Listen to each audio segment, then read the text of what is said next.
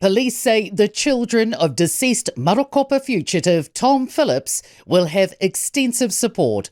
Phillips was killed in a shootout with police after a quad bike he was riding with one of his children was spiked by police on a rural Waitomo road yesterday morning. An approaching officer was shot multiple times, including in the head, before another officer arrived and shot Phillips. He died from his injuries.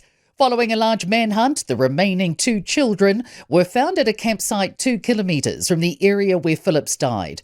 Clinical psychologist Dougal Sutherland says the children are likely to be dealing with a washing machine of emotions. Grief that Dad has died, maybe fear and anxiety about what's going to come next, possibly relief, maybe excitement and joy about seeing other parts of the family.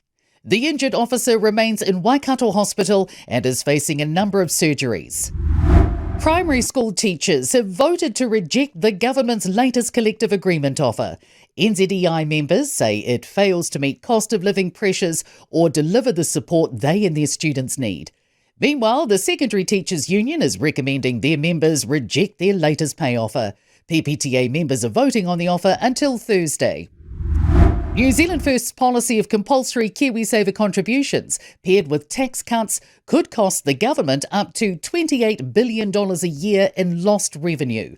Leader Winston Peters has announced they'll campaign to make KiwiSaver contributions mandatory for employees and employers, rising to 8%, then rising to 10%.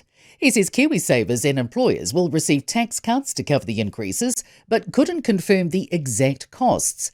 Data from the Financial Markets Authority reveals the policy would cost the government between $12 billion and $28 billion. It reveals balancing the contributions and tax cuts would require cuts about 3 times as large as the government delivered last year. A push to stamp out workplace safety failures as costs ramp up. A report by the Business Leaders Health and Safety Forum reveals the cost of harm to workers, businesses and the government reached $5.4 billion last year. This is up from $4.9 billion in 2023 and includes fatalities, injuries and long-term illness.